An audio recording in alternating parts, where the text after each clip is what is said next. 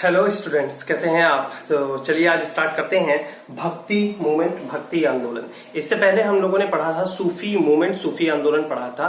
क्या है ये सूफी आंदोलन और भक्ति आंदोलन। सूफी आंदोलन के बारे में मैं आपको बता चुका हूं। भक्ति आंदोलन का मतलब होता है कि हिंदू संतों द्वारा, ठीक है, हिंदुज्म द्वारा एक नए युग की शुरुआत की गई। ये एक समय था जहां पर भारत में दिल्ली सल्तनत आई थी। दिल्ली सल्तनत के साथ में भारत के जितने भी लोग थे, ठीक है, जो हिंदू थे, और मुस्लिमों के आगमन से एक नया टाइप का माहौल पैदा हो गया था। कहां पे? भारत में। तो उस समय पे क्या था कि सभी हिंदू धर्म के लोगों ने अपने अपने तरीके से हिंदू धर्म के नई नई आइडियोलॉजी, नई नई विचारधाराओं को जन्म दिया।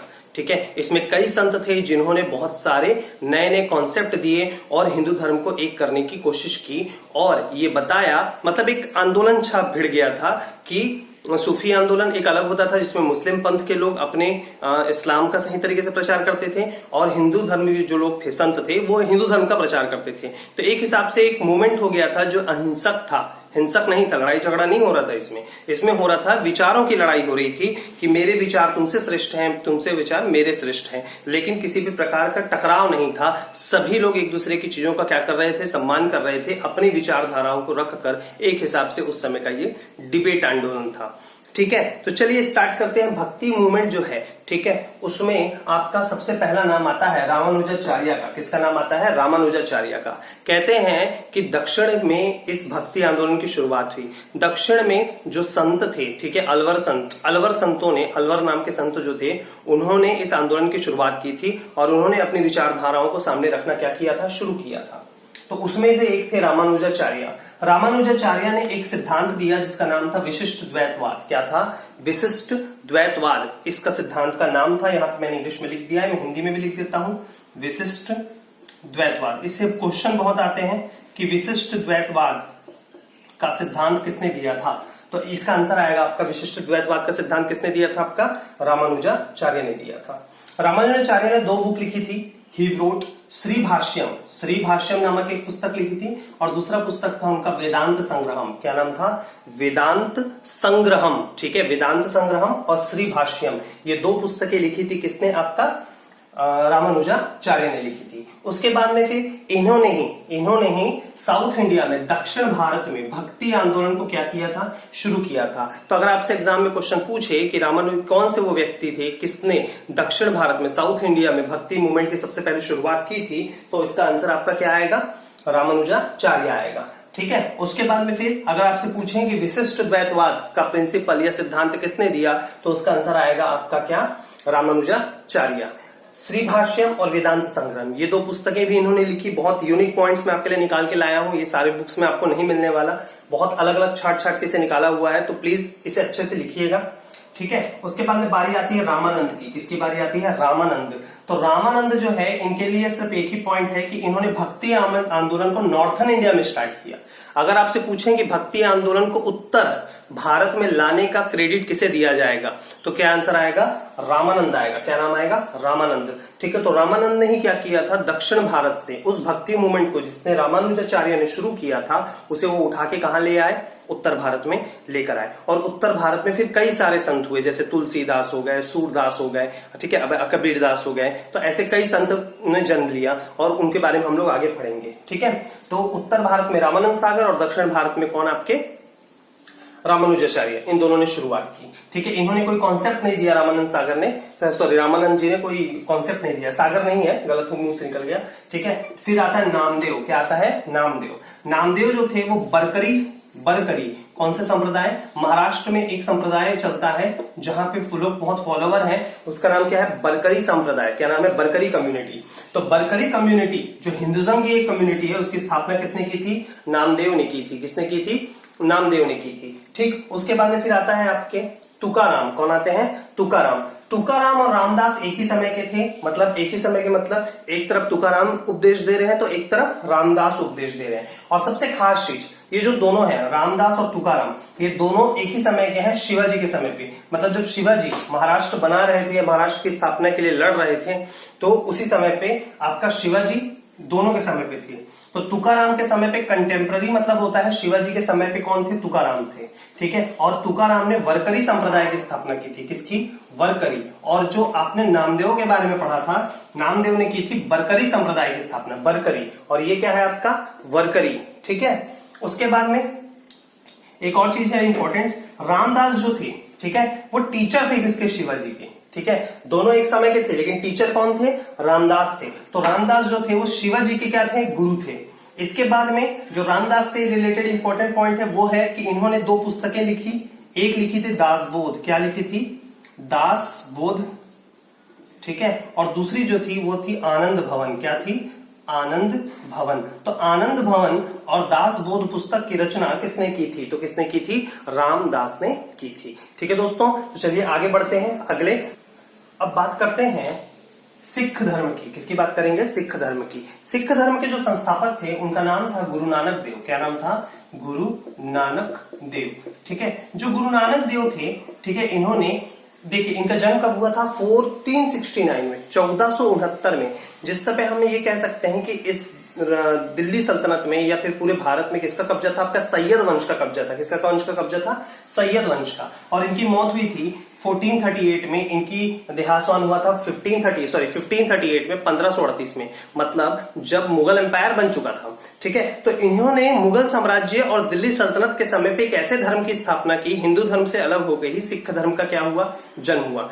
एक सबसे खास चीज जो हमें समझनी है कि एक समय, जिस समय पे दिल्ली सल्तनत और मुगल साम्राज्य के समय कट्टरपंथी जो मुसलमान थे उन समय पे, और वो रूल कर रहे थे, वो शासन कर रहे थे, उस समय पे एक नए धर्म की स्थापना करना अपने आप में एक चैलेंजिंग था, क्योंकि हर चीज की लड़ाई थी कि जान पे भी आ सकती थी। नए धर्म का उदय नहीं चाहते थे, कौन? इस्लाम, क्योंकि वो इस्लाम का क्या कर रहे थे? प्रचार कर रहे थे। तो वो नहीं चाहते थे कि भारत में क्या हो, इस्लाम का मतलब इस्लाम के अलावा कोई और धर्म होए। वो तो खुद ही हिंदू धर्म को क्या करना चाहते थे? नष्ट करना चाहते थे, ताकि क्या हो कि इस्लाम का ज्यादा से ज्यादा क्या हो सके? प्रचार हो सके। ये मुस्लिम सुल्तानों ने ऐसा किया था। ठीक है, लेकिन हुआ क्या था कि 1538 में मतलब जो अपना गुरु नानक देव थे उन्होंने सिख धर्म की स्थापना की। तो जाहिर सी बात है दिल्ली सल्तनत के लोगों ने, दिल्ली सल्तनत तो उस समय था नहीं, ठीक है, जब इन्होंने स्थापना की उस समय मुगल एम्पायर आ चुका था। तो मुगल साम्राज्य ने इन्हें बहुत कोशिश, उन्हें भी रोकने की कोशिश की थी, गुरु नानक देव को, और उनके आने वाले फॉलोअर्स को भी रोकने की कोशिश की, ताकि सिख धर्म ना बन सके और सिख धर्म को खत्म किया जा सके। ठीक है, तो इन्होंने सिख धर्म की स्थापना की। His teaching are compiled in आदि ग्रंथ। ठीक है, आप लोगों ने देखा होगा, अगर आप गुरुद्वारा गए होंगे तो गुरुद्वारा में क्या होता है कि आदि ग्रंथ होता है। आदि ग्रंथ मतलब क्या होता है कि एक जहां पे वो ऐसे बैठे रहते हैं, पूजा करते हैं, जो उनका पूजा स्थल होता है, वहां पे देखे होंगे एक बड़ा सा गद्दानुमा बना रहता है। तो उसके अंदर क्या होता है दोस्तों? उसके अंदर होती है पुस्तक, आदि ग्रंथ। आदि ग्रंथ मतलब जो सिख धर्म के लोग होते हैं वो आदि ग्रंथ की पूजा करते हैं। आदि ग्रंथ क्या है? एक बुक है, ठीक है, जिसमें क्या है कि पूरे गुरु नानक देव के जितने भी उपदेश हैं उनका क्या है? संकलन है, कंपाइलेशन है। ठीक है, तो क्या हुआ था, इनकी जितनी भी शिक्षाएं थी उसे किसमें लिखा गया? आदि ग्रंथ नाम की पुस्तक में लिखा गया। उसके बाद में आता है आपका बर्थ प्लेस। क्या आता है? Birth place. कहाँ है इनका जन्म स्थान? इनका जन्म स्थान है ननकाना साहिब। कहां पर है? ननकाना साहिब, पंजाब पाकिस्तान में है। कहां पर है? ननकाना साहिब, पंजाब पाकिस्तान में है। ठीक है, उसके बाद में जो सिख गुरु थे, ठीक है, अब हम बात करेंगे सिख गुरुओं की। देखिए गुरु नानक देव ने क्या किया था? गुरु परंपरा शुरू की थी। गुरु परंपरा मतलब पूरे सिखों को जोड़ के रखने के लिए एक गुरु होगा, वही चलेगा। जैसे होता है ना कि बुद्धिज्म में अभी जो गुरु है उनका नाम क्या है? दलाई लामा। तो वैसे ही वो एक गुरु परंपरा चालू की थी। तो गुरु परंपरा में सबसे पहले गुरु थे आपके गुरु नानक देव। कौन थे? गुरु नानक देव, इन्होंने शुरुआत की थी। दूसरे गुरु का नाम था गुरु अंगद देव। क्या नाम था? गुरु अंगद देव। तो अंगद देव ने एक बहुत खास चीज की थी, इन्होंने लिखी थी गुरुमुखी लिपि। क्या बनाई थी? गुरुमुखी लिपि। आप लोगों ने देखा होगा कि सिखों की, पंजाबियों की एक अलग से लिपि होती है, एक अलग से क्या होता है? सिंबल होता है। ठीक है, उनके लिखने का तरीका अलग होता है, उनकी भाषा अलग होती है, पंजाबी भाषा है, लेकिन लिपि क्या होती है? गुरुमुखी। जैसे होता है ना हिंदी में देवनागरी लिपि होती है, तो बस वैसी क्या होती है? गुरुमुखी लिपि होती है। ठीक है, अच्छा, इसके बाद में फिर अगले कौन आए? अमरदास। कौन आए? तीसरे नंबर के जो गुरु थे वो थे गुरु अमरदास। गुरु अमरदास के बाद में हुए गुरु रामदास। गुरु रामदास जो थे, इन्हीं के नाम से अमृतसर का इंटरनेशनल एयरपोर्ट का नाम है। जैसे अमृतसर में जो इंटरनेशनल एयरपोर्ट है उसका नाम क्या है आपका? गुरु रामदास इंटरनेशनल एयरपोर्ट, क्योंकि गुरु रामदास जी ने अमृतसर और गोल्डन टेम्पल को बसाया था। गोल्डन टेम्पल की वजह से ही अमृतसर में इंटरनेशनल एयरपोर्ट है, क्योंकि वहां से काफी जो पंजाबी और जो सिख लोग हैं जो बाहर निवास करते हैं वो सीधे कहाँ आते हैं, अमृतसर आते हैं। इसलिए अमृतसर में इंटरनेशनल एयरपोर्ट बनाया गया है, क्योंकि गोल्डन टेम्पल को देखने के लिए बाकी दुनिया भर से लोग आते हैं। ठीक है, तो गोल्डन टेम्पल और अमृतसर की स्थापना किसने की थी? आपका गुरु रामदास ने की थी। इसी वजह से वहां के इंटरनेशनल एयरपोर्ट का नाम भी किसके नाम पर है? आपका गुरु रामदास जी के नाम पर है। ठीक है, उसके बाद में फिर अगले जो गुरु है, ठीक है, 5वें नंबर के, उनका नाम है आपका गुरु अर्जुन देव। क्या नाम है दोस्तों? गुरु अर्जुन देव। ठीक है, तो जो गुरु अर्जुन देव थे उन्होंने ही आदि ग्रंथ को कंपाइल किया था। देखिए यहां पे मैंने क्या बताया था कि आदि ग्रंथ जो है वो गुरु नानक देव के शिक्षाओं को संकलित किया गया, पर गुरु नानक देव ने कभी कोई पुस्तक नहीं लिखी। ठीक है, उनकी जो शिक्षाएं हैं, ठीक है, उनको गुरु अर्जुन देव ने कंपाइल किया और एक बुक में बना दिया, और उसी बुक के ही क्या की गई, एक सिंबल के फॉर्म में पूजा की गई। ठीक, उसके बाद में फिर 6वें नंबर के जो गुरु आते हैं उनका नाम है गुरु हरगोविंद। क्या नाम है? गुरु हरगोविंद। आप लिखते हुए चलेंगे, याद रखेंगे। फिर गुरु हरदयाल, 7वें नंबर के जो गुरु थे उनका नाम था गुरु हरदयाल। ठीक, फिर 8वें नंबर के जो गुरु थे उनका नाम था हरकिशन। क्या नाम था? हरकिशन। हरकिशन के बाद में फिर बारी आती है गुरु तेग बहादुर की। किसकी बारी आती है? गुरु तेग बहादुर की। आप ध्यान से समझेंगे कि ये जो गुरु अर्जुन देव है, ठीक है, अपने जो 5वें नंबर के गुरु है अर्जुन देव और जो 9वें नंबर के गुरु है गुरु तेग बहादुर, ठीक है, इन दोनों की हत्या मुगल राजाओं ने की थी। जैसे अर्जुन देव की हत्या जहांगीर ने करवाई थी और तेग बहादुर की हत्या जो है दोस्तों, तेग बहादुर की जो हत्या है वो औरंगजेब ने करवाई थी। किसने करवाई थी? औरंगजेब ने। ठीक है, तेग बहादुर की हत्या किसने करवाई? औरंगजेब ने। और गुरु अर्जुन देव की हत्या किसने करवाई थी? आपका आदि ग्रंथ में। ठीक है, आदि ग्रंथ बनवाने के जो इन्होंने बनाया था उस चक्कर में किसने करवाई थी? जहांगीर ने करवाई थी। फिर 10वें नंबर के जो गुरु थे उनका नाम था गुरु गोविंद सिंह। क्या नाम था? गुरु गोविंद सिंह। गुरु गोविंद सिंह के समय पे औरंगजेब थे, तो औरंगजेब जो था वो बहुत कट्टर था। ठीक है, और अब तक के मुगल राजाओं में सबसे कट्टर, जो इस्लाम का सबसे बहुत ही ज्यादा प्रचार करना चाहता था। तो इसी वजह से औरंगजेब ने गुरु गोविंद सिंह और औरंगजेब आमने सामने खड़े हो गए। तो गुरु गोविंद सिंह ने बोला कि अब गुरु परंपरा में एक हटकर, ठीक है, अपनी रक्षा के लिए हम क्या पकड़ेंगे? कृपाल। कृपाल मतलब चाकू पकड़ेंगे, तलवार पकड़ेंगे, पगड़ी पहनेंगे और लगाएंगे खालसा। क्या बनाएंगे?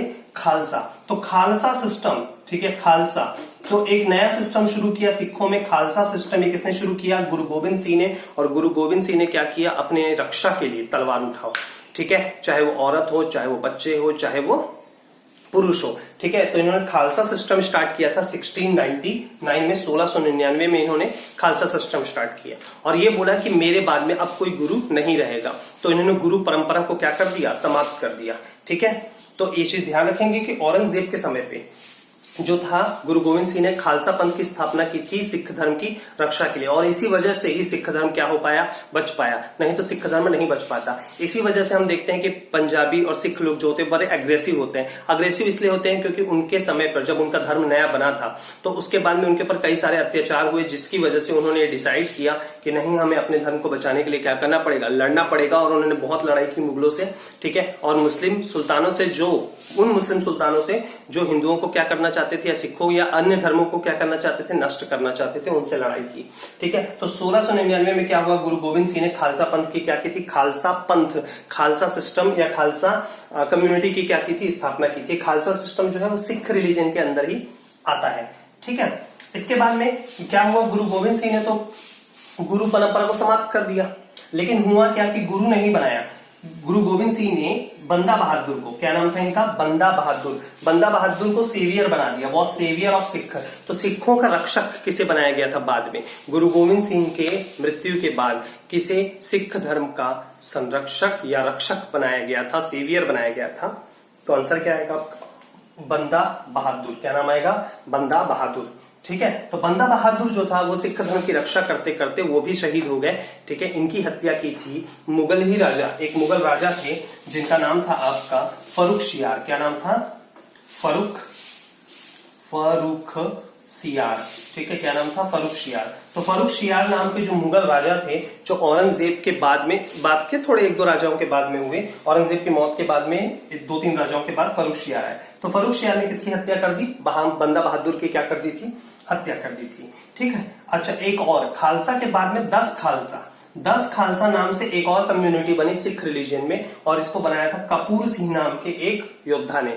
ठीक है, कपूर सिंह जो थे उन्होंने बोला कि खालसा तो रहेगा ही, पर 10 खालसा एक और रहेगा जिसमें 10 लड़ाके रहेंगे। ठीक है, जो सिख धर्म की क्या करेंगे, रक्षा करेंगे, जो पेयर में बनेंगे। तो 10 खालसा की स्थापना किसने की थी, आपका कपूर सिंह ने की थी। और जो सिंबल आता है ना, जो आपके सिख रिलीजन का जो सिंबल है, वो सिंबल किसने बनाया था, आपका गोविंद सिंह ने, गुरु गोविंद साहब ने, या गुरु गोविंद सिंह जी जो थे गुरु थे उनके। और अगर आपसे क्वेश्चन पूछे कि सिखों के अंतिम गुरु गुरु गोविंद सिंह, सिखों के पहले गुरु गुरु नानक देव, सिखों के रिलीजन कौन है, गुरु नानक देव। ठीक है, अगर आपसे पूछे गुरुमुखी लिपि, जो उनकी भाषा की जो लिपि वो किसने बनाई, तो गुरु अंगद देव। ठीक है, अगर पूछे कि गोल्डन टेम्पल अमृतसर या अमृतसर शहर की स्थापना किसने की, तो गुरु रामदास ने की। अगर आपसे ये पूछे गुरु नानक देव के जो टीचिंग है, मतलब जो उनके सिद्धांत है, जो उनकी शिक्षाएं हैं, उनको आदि ग्रंथ नाम की पुस्तक में किसने लिखा, तो उसका आंसर आएगा आपका गुरु अर्जुन देव। गुरु अर्जुन देव की हत्या किसने करवाई, जहांगीर ने करवाई।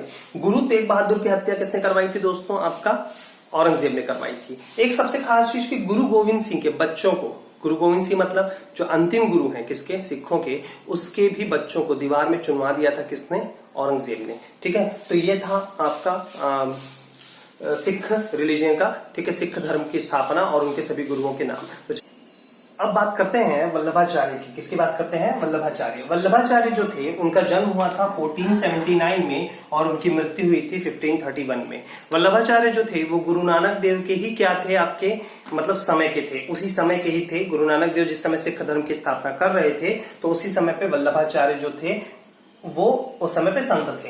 ठीक है, आप देख सकते हैं डेट भी वही है। ठीक है, हम ये कह सकते हैं कि दिल्ली सल्तनत से लेकर मुगल साम्राज्य की स्थापना तक, मतलब बाबर की मौत तक और हुमायूं तक, बाबर, हुमायूं, ठीक है, और इन सब के समकालीन थे कौन, आपके वल्लभाचार्य। तो इनका जन्म स्थान कहाँ है, जन्म स्थान है छत्तीसगढ़ के चंपारण रायपुर में। कहां पर है, चंपारण नाम का एक जगह है रायपुर के पास में, जहां पर एक मंदिर भी बना हुआ है वल्लभाचार्य के याद में, बहुत सुंदर मंदिर है। ठीक है, अगर कभी आपका छत्तीसगढ़ जाना होगा तो आप वहां पे जाके जरूर देखिएगा। ठीक है, उसके बाद में फिर पुष्टि मार्ग और शुद्ध द्वैतवाद, यहाँ पे लिखा है मैंने पुष्टि मार्ग और शुद्ध द्वैतवाद। देखिए, विशिष्ट द्वैतवाद का सिद्धांत किसने दिया था, आपका रामानुजाचार्य ने।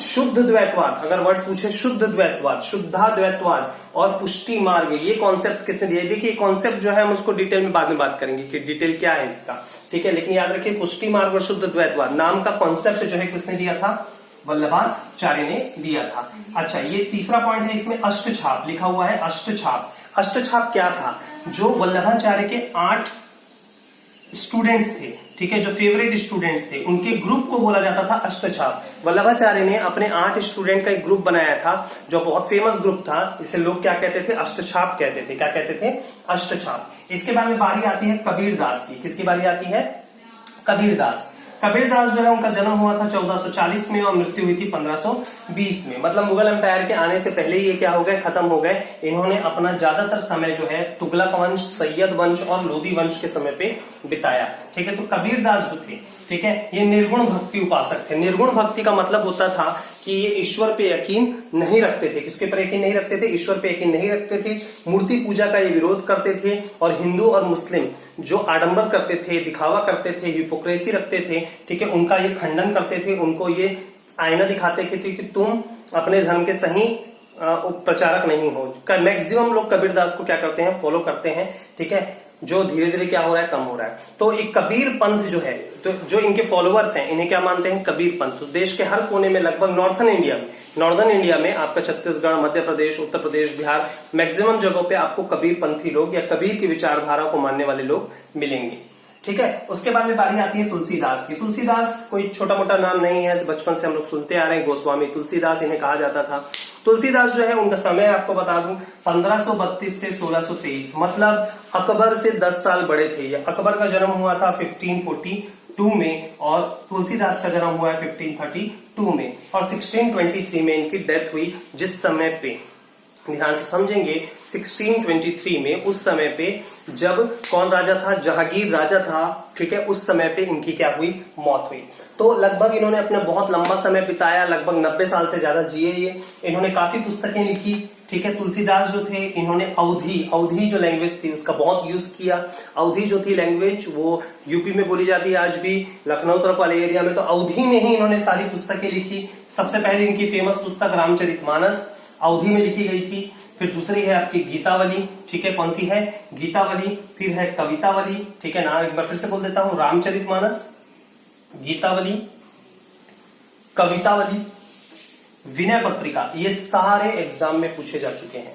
राम मार्गी, जानकी मंगल और पार्वती मंगल, ठीक है, कौन कौन से हैं, रामचरितमानस, गीतावली, कवितावली, विनय पत्रिका, राम मार्गी, जानकी मंगल और पार्वती मंगल। तो ये जो है सारी पुस्तकें किनकी है, गोस्वामी तुलसीदास की हैं, और ये अकबर और जहांगीर के समय के थे। मतलब अकबर के समय पे, अकबर से 10 साल बड़े थे, ठीक है। तो ये भी कह सकते हैं कि अकबर से पहले कौन राजा थे, हुमायूं। तो हुमायूं के समय पे भी थे ये, मतलब हुमायूं के समय पे इनका जन्म हुआ था, ठीक है, याद रखेंगे। तो हुमायूं, अकबर और जहांगीर तीनों के समय पे थे।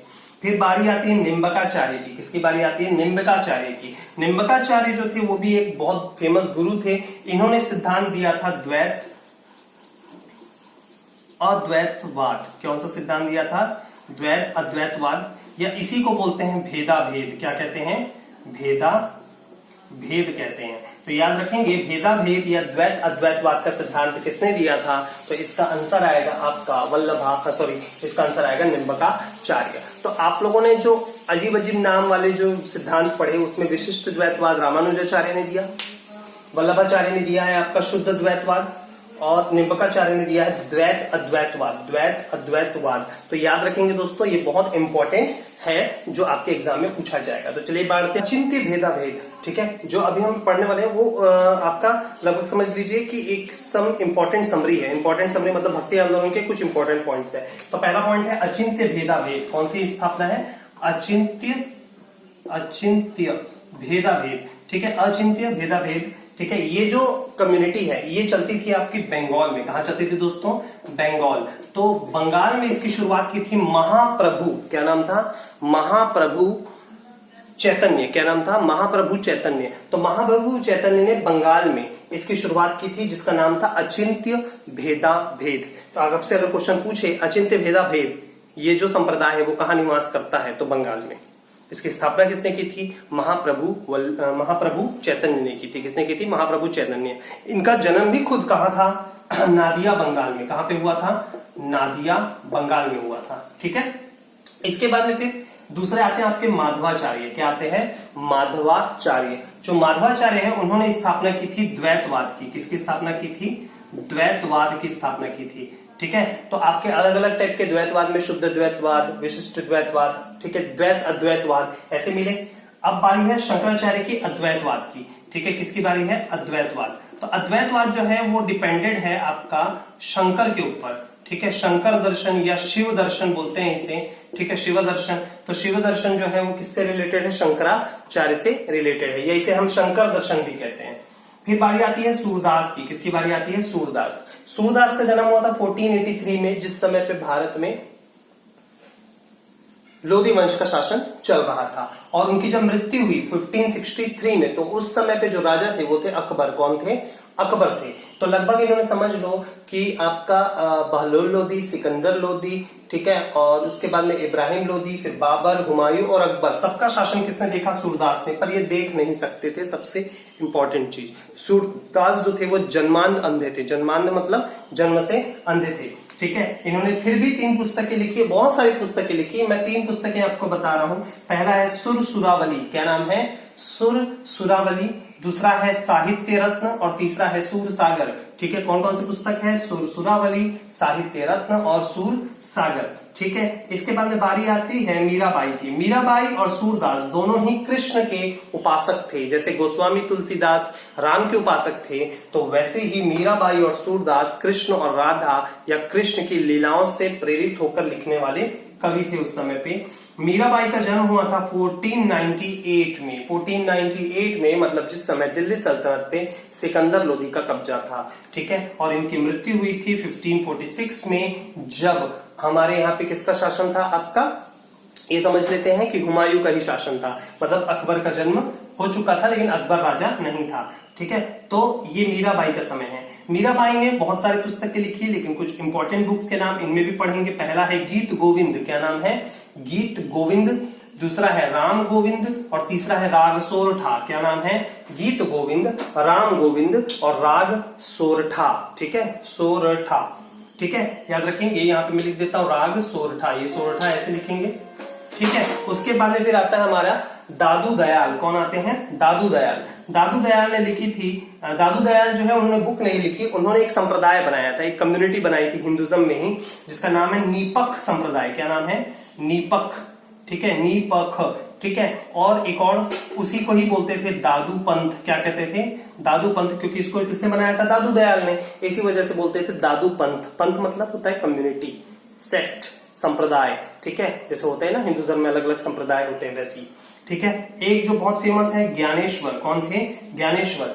ज्ञानेश्वर जो थे वो महाराष्ट्र के एक प्रसिद्ध संत थे, जिन्होंने एक पुस्तक लिखी थी ज्ञानेश्वरी। कौन सी पुस्तक लिखी थी? ज्ञानेश्वरी। और ये ज्ञानेश्वरी इसलिए ज्यादा फेमस हुई क्योंकि गीता पे लिखी हुई पुस्तक है। गीता पे ही इन्होंने एक समरी लिखी थी जिसका नाम इन्होंने रखा था ज्ञानेश्वरी, क्योंकि ज्ञानेश्वर ने इस पुस्तक को लिखा था। ज्ञानेश्वर महाराष्ट्र के एक प्रसिद्ध संत थे, इस चीज को ध्यान रखना है। तो ये जो हमारा टॉपिक है दोस्तों, भक्ति आंदोलन, यहाँ पे समाप्त हुआ। भक्ति आंदोलन के बाद में हम सूफी आंदोलन पहले ही कंप्लीट कर चुके हैं। अब हम बढ़ेंगे विजयनगर साम्राज्य और बमनी साम्राज्य में, और उसके बाद हम पढ़ेंगे मुगल साम्राज्य। तो हमारा जो टॉपिक होगा वो होगा विजयनगर साम्राज्य और बमनी साम्राज्य, ठीक है दोस्तों। तो भक्ति आंदोलन यहाँ पे कंप्लीट हुआ। Thank you.